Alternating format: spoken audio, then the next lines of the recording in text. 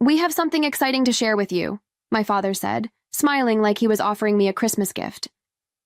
My mother sat beside him, her hands folded too neatly in her lap.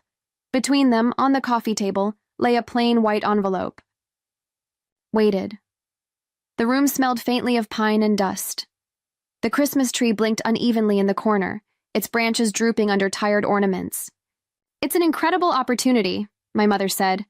"Early college admission, paid internship in Chicago." I frowned. I hadn't applied for anything in Chicago. I hadn't even heard about a program. "You'll be independent," my father added, voice warm like honey hiding the knife. "You're ready for this. It's the best thing for everyone."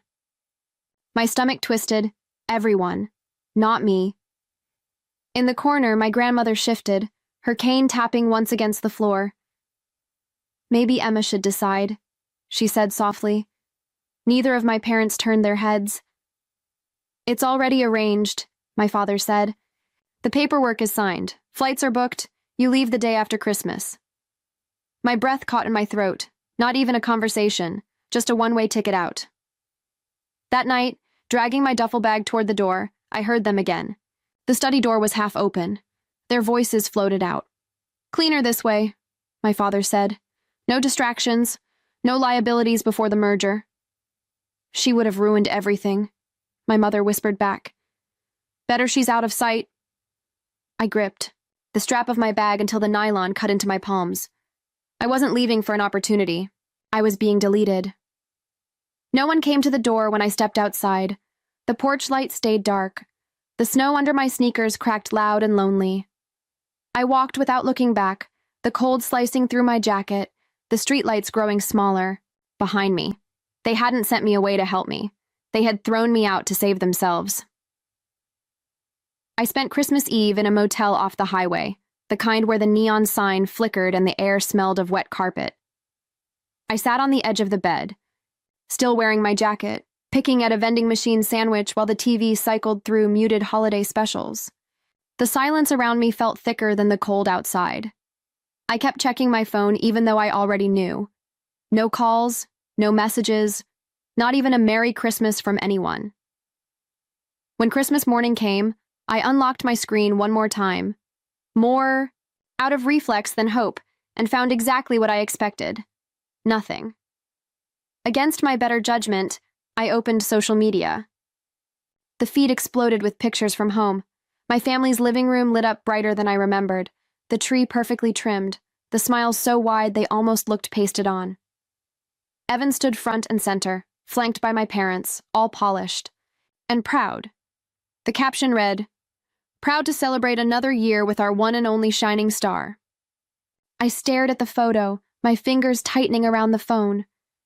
There was a gap where I used to stand, not blurred, not acknowledged, simply gone.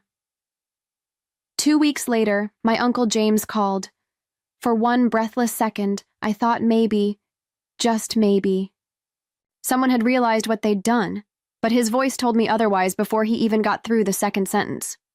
"They needed some of my old school records," he said, "for paperwork. It was urgent. He didn't ask how I was, didn't even pretend." I promised to send them and hung up before he could offer whatever awkward apology he wasn't going to mean anyway. Days, blurred together. I found work stocking shelves at a 24-hour grocery store, spending my nights folding myself into a lumpy mattress in the corner of another cheap motel. Sometimes I caught glimpses of home on the news, Evan being interviewed about the family legacy and their commitment to excellence. My parents standing proudly behind him, smiling for a camera they had always cared more about than me.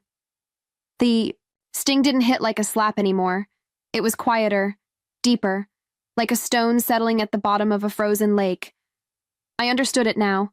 I hadn't been forgotten. I had been erased, carefully and completely, and if I wanted to exist again, I'd have to start somewhere they could never touch. It was early February when Mr. Dalton found me. I was leaving the grocery store after a long night shift, the sun just starting to scrape across the icy parking lot. He stood by his rusted pickup, hands jammed deep into his coat pockets, his breath puffing white in the cold. "Emma!" he called out, his voice the same slow drawl I remembered from my childhood. I hadn't seen him in years, Not since before everything fell apart. I hesitated. Part of me wanted to pretend I hadn't heard, to disappear back into the dark morning. But there was something in the way he held himself, stiff, uneasy, that made me stop. He shuffled closer, pulling a folded sheet of paper from inside his jacket. "I wasn't sure if I should give you this," he said, "but I figured you deserved to know." I took the paper with frozen fingers. It was a printed email chain, the headers still visible, dates circled in thick red ink, my parents' names at the top. Sent weeks before they ever sat me down in the living room. The words blurred for a moment as my vision stung from the wind, or maybe something else. Liabilities must be cleared before the merger. Emma's situation creates instability. Action must be taken before year-end family review. Each line cut sharper than the one before. Not just a decision, a plan. A clean, clinical removal, like cutting out a bad investment. I folded the paper carefully, tucking it into my jacket. My hands were steady now, calmer than I would have expected. "Thank you," I said, and I meant it. He nodded, eyes full of something that looked too much like pity. As I walked away, my breath curling into the freezing air, I realized the truth had always been there, in the way they smiled too tightly, spoke too carefully, loved me just enough to look good in public. They hadn't stumbled into pushing me out. They had signed and sealed it like any other business. Transaction. And now, finally, I understood. I wasn't the black sheep. I was the cost of doing business. For weeks, the paper from Mr. Dalton burned a hole in my jacket pocket. I carried it everywhere, a reminder that my exile hadn't been a misunderstanding or a moment of weakness. It had been business. Cold, calculated, and necessary. At least for them, when the weather warmed enough to make the sidewalks slushy, I found myself sitting at a public library computer, staring at news articles I hadn't had the heart to read before. I typed in my family's company name and scrolled through pages of glowing coverage. Awards, speaking engagements, charity galas. Evan's face popped up in nearly every photo, confident and polished, shaking hands with politicians and business leaders. But buried further down, past the headlines and carefully staged interviews, was a quieter truth. Small mentions in financial journals, hints of debts, lawsuits quietly settled, vendors unpaid for months, patterns that anyone paying attention would have noticed. I dug deeper, pulling reports from court filings and business registries. It didn't take long to find the cracks Evan had painted over. A string of bad investments made under his leadership, properties bought at inflated prices, sold at a loss, shell companies shifting money in circles to hide short the facade of perfection had been rotting from the inside for years. My family hadn't sent me away to teach me independence. They had erased me to save Evan's crumbling kingdom. A family portrait with one golden son looked far better to investors than a fractured one with a daughter they couldn't explain. In some twisted way, I realized, they might have even believed it was for my own good. Maybe they thought struggle would harden me, that survival would make me strong. Maybe that was how they slept at night. I leaned back in the stiff library chair, staring at the ceiling tiles overhead. The fluorescent lights buzzed faintly, the smell of old books and stale coffee filling the air. They hadn't just abandoned me to protect Evan. They had rewritten the narrative of who belonged and who didn't, who mattered and who was disposable, and they had been wrong about one thing. I wasn't broken. I wasn't lost. I was awake now, and I was just getting started. The weeks that followed blurred into a cycle of early mornings and late nights, endless shifts stacking shelves at the grocery store and scraping together rent for a room the size of a closet. Every dollar mattered. Every hour without sleep felt like another tax for sins I hadn't committed. I wasn't building anything yet. I was surviving, barely. There were nights when I sat alone in the diner across from the bus station, nursing a burnt cup of coffee I couldn't afford, watching families laugh over meals I couldn't order. It would have been easy to believe that this was all I was ever going to have. Invisible, disposable, forgotten. Then one night, a woman noticed me. She owned the second-hand bookstore next to the diner, Ms. Wren. White hair twisted into a bun, wire-rimmed glasses perched on her nose. She had a voice like worn velvet and a sharpness behind her gaze that reminded me of all the people who had underestimated me. "You're here late," she said as she slid into the booth across from me, uninvited but not unwelcome. I managed a tired smile and shrugged. "Long shift." She studied me for a moment, then reached into her purse and pulled out a flyer. "We need someone at the shop, part-time. Sorting, cataloging. It's not glamorous, but you look like someone who knows how to work." I hesitated, unsure if it was pity or genuine offer, but something in her tone, no nonsense, almost gruff, made me believe her. I took the flyer and tucked it into my jacket without promising anything. Hope was a dangerous thing when you all had nothing left. The next morning, I walked into her shop before I could talk myself out of it. The smell of old paper and wood polish hit me like a wave. It wasn't much. A cramped back room stacked with boxes and shelves sagging under the weight of forgotten stories. But it was something. It was a place. Ms. Wren didn't ask for my resume. She just handed me a clipboard and said, "Start with the biographies. They're a mess." I rolled up my sleeves and got to work. It wasn't a grand beginning. It wasn't even a plan yet, but it was mine. And for the first time in a long time, I wasn't running from the past. I was building something toward a future they couldn't erase. The bookstore job didn't make me rich. It didn't make headlines, but it gave me something more important, a foothold. Every night after closing, I stayed late, reading about things I had never dared dream about before. Business models, startup histories, market trends. I wasn't just passing time anymore. I was sharpening skills no one knew I had. 2 years later, I spotted a notice tucked in the corner of a bulletin board at the library. A local tech startup was looking for entry-level assistants. The pay was terrible. The hours were worse. I applied anyway. When they called, I was ready. At first, I did everything no one else wanted to. I fetched coffee, ran errands, organized messy data files. I kept my head down and my mouth shut. But I watched. I listened. I learned. Within a year, I was no longer the girl delivering coffee. I was drafting strategies, building workflows, streamlining chaos into something that looked like order. When the company pivoted into logistics optimization, a market most people thought was too complicated to touch, I was the one who raised my hand and said, "Let's do it differently." People started listening. Growth followed. By the time I was 24, I wasn't just part of the company. I was leading it, quietly, relentlessly, without ever once announcing who I was or where I had come from. That first Christmas after our big expansion, I walked into a small gift shop and picked out a thick wool shawl, the kind my grandmother used to knit when her hands were still steady. I boxed it carefully, wrapped it in brown paper, and sent it with no return address. I didn't sign a card. I didn't need to. I wasn't chasing recognition. I wasn't chasing anything anymore. I had already built something bigger than their approval could ever offer. And I was only getting started. The email came through late on a Wednesday, buried between contract drafts and quarterly reports. Clark Enterprises, desperate to modernize their collapsing logistics division, had sent out a blind request for proposals. They had no idea who they were reaching. I didn't hesitate. I didn't gloat. I simply forwarded the request to my team and scheduled the meeting. It was raining the morning I walked into the conference room, the kind of steady, soaking rain that muted the city into a blur of gray.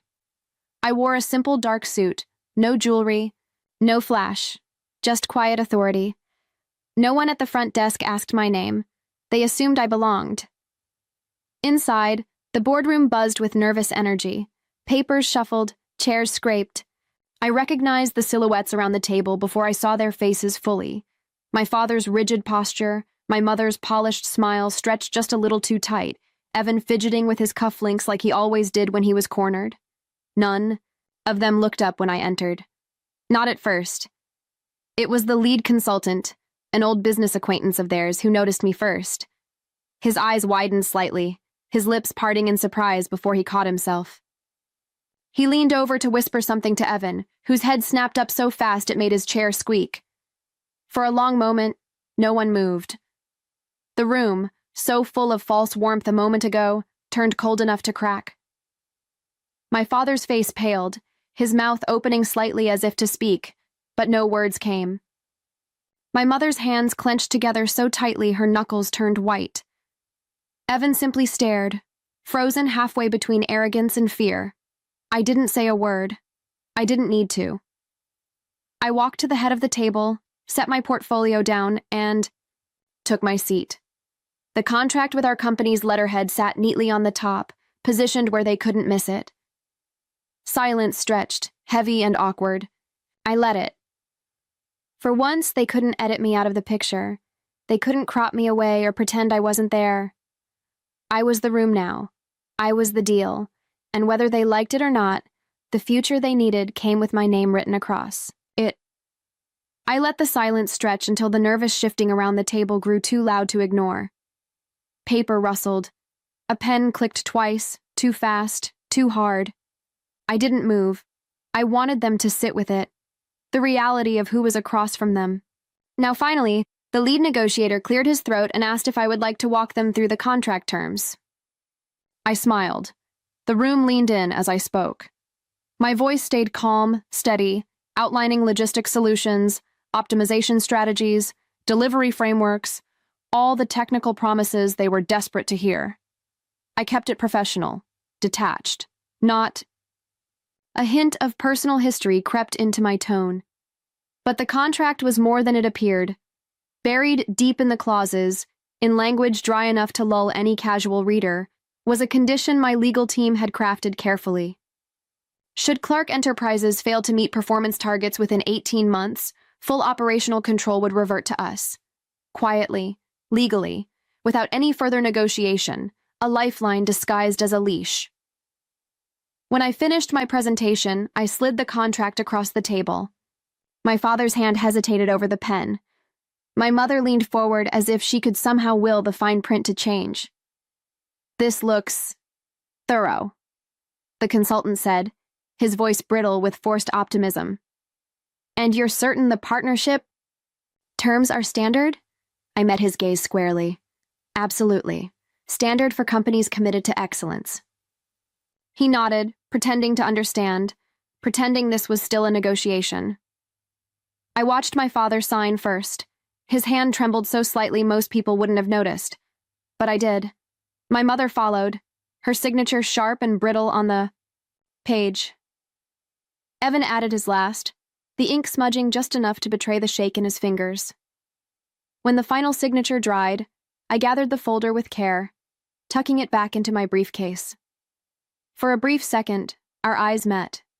Mine calm, theirs hollow. They had no idea what they had just handed me, or maybe, deep down, they did. I rose from my seat, smoothed the front of my jacket, and smiled the kind of smile I had learned from watching them all my life, the one that said everything while saying nothing. This time, it was my story being written, and they had just signed their part without reading the ending. I stepped out of the building into the soft drizzle, the kind that blurred the city into watercolor smudges. The rain cooled the heat rising in my chest, washing away the last traces of adrenaline. No one followed me. No one called my name. Just like that night years ago when I walked away from home, there was no one watching. It didn't hurt the way I thought it might. There was no grand satisfaction, no flashing moment of triumph. Only a steady, quiet peace settling into my bones, as if some heavy weight I'd carried too long had finally slipped free. Later that night, as I sat by my apartment window, nursing a cup of tea gone cold, I saw the notification. A message from a name I hadn't seen in years, my grandmother. It wasn't long, just a few lines in shaky handwriting photographed and sent. "I'm sorry I didn't fight harder. I always saw you. I always loved you. I hope you know that." I stared at the screen for a long time, the rain tapping gently against the glass. I didn't cry. I didn't need to. Some wounds didn't demand tears anymore. They had simply become part of the landscape inside me, familiar, weathered, harmless. Without thinking, I opened a banking app and arranged a quiet transfer, enough to cover her medical expenses, enough to make sure she could live comfortably without needing to ask for anyone's permission. I didn't sign my name. I didn't need to. The next morning, I boxed up the old contract papers, the final signed copies bearing the signatures that had once locked me out. I tucked them away in the back of a drawer, not out of malice, but because I didn't need them displayed. Victory wasn't a trophy to hang on the wall. It was a door I had walked through and quietly closed behind me. I wasn't the story they told. I was the one they couldn't erase, and I was already far beyond their reach.